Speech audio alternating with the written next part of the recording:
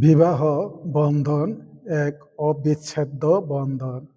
মথি ১৯ অধ্যায় ৩ থেকে ৬ পদ। সেই সময় কয়েকজন ফরিসি একদিন যিশুর কাছে এসে তাঁকে যাচাই করবার জন্য জিজ্ঞেস করলেন, আচ্ছা, বিধান অনুসারে মানুষ কি যে কোনো কারণেই তার স্ত্রীকে ত্যাগ করতে পারে?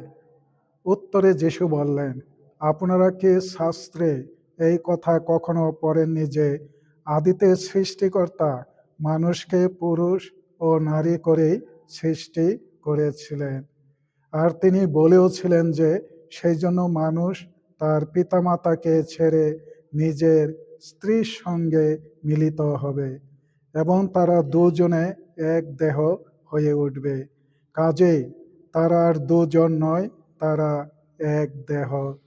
তাই বলছি, স্বয়ং ঈশ্বর যা যুক্ত করেছেন, মানুষ যেন তা কখনো বিচ্ছিন্ন না করে। যুক্ত মানে কোনো তালাক নেই, ছেড়ে দেওয়া নেই, বিচ্ছেদ নয়। এটা আজীবনের বন্ধন, মৃত্যু পর্যন্ত।